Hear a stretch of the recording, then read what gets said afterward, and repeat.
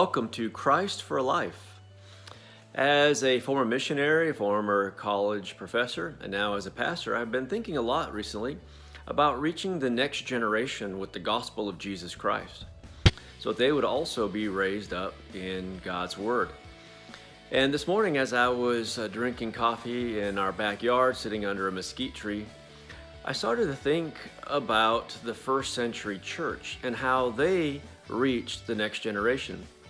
And we often talk about that first century church. And as I was thinking this morning, I was thinking, we need to go a little bit deeper in that first century experience for the church. Because we know that the first generation in the first century, many of those believers were Jewish converts to Christianity. They were raised going to the synagogue. And so I was thinking this morning, I was saying, well, what about their children? Because their children, especially the young ones, would not have been going to the synagogue once their parents became Christians. And they didn't have church buildings, so they had house churches. They were meeting in homes. And so I wrote down some thoughts I wanted to share with you, because we're gonna undertake a study. In the midst of our devotionals that we do, we're going to undertake a study, and I'm going to be interviewing folks, and we're going to do a deep dive in reaching the next generation, in particular, reaching millennials. And with this in mind, I had some thoughts I wanted to share with you. And it was this: more than looking at the first century church, we need to look at the second generation church. You see, the first generation church was largely made up of Jewish converts to Christianity who grew up in the synagogue, and also Jewish or Gentile converts who likely knew basic Jewish beliefs because they were in the Roman Empire. So even the Gentile converts to Christianity likely knew some basic Jewish beliefs. So how did that generation that became that first generation of the church, how did that generation keep their children in church when there was no church building? How did the second generation remain faithful, remain strong, and actually grow the church? Because that's what happened. The second generation grew the church.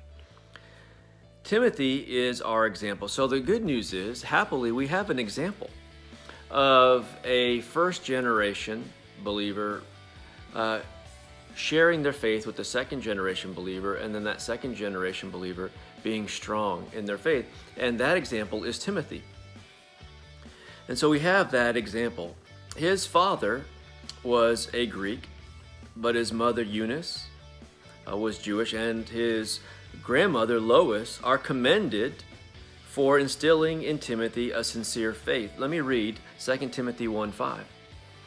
It says this, and this is of course Paul writing: I recall your sincere faith that first lived in your grandmother Lois and in your mother Eunice, and now I am convinced is in you also.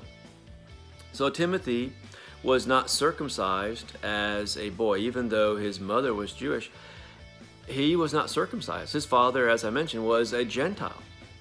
It was later on that Timothy was circumcised. So it's interesting that here is, you might call, using today's language, a kind of an unchurched young boy. He wasn't circumcised as the custom was for Jewish boys, even though his mother was Jewish. And he became a follower of Christ. And there's something interesting about that, is in 1 Timothy, the book was written basically about false doctrine, okay, and also qualifications for church leaders. And then 2 Timothy is about enduring in the faith and discipling new believers, like we would say raising up teachers. 2 Timothy 2:2. I want to read that to you. What you have heard from me in the presence of many witnesses, commit to faithful men who will be able to teach others also. And so here is this thought as we think about reaching millennials. Reaching millennials. How did the first generation church in the first century pass their sincere faith on to the second generation? Even though many of them didn't have that strong upbringing in the synagogue like that first generation would have. There are certain keys, and we're going to unpack those in this study. The study we're calling Reaching Millennials. And one thing I want to just kind of give as a prelude is a lot of the emphasis in that second generation was that first generation having a strong relationship, like we see with Paul and Timothy. Relationship is key. So y'all, if you want to reach your children, if you are a leader of a church and you want to reach the next generation, there has to be a component that is strongly focused on a discipling relationship with the next generation. Programs and throwing money at problems and pizza parties just won't cut it. There has to be a strong relationship. And we see that with Paul and Timothy.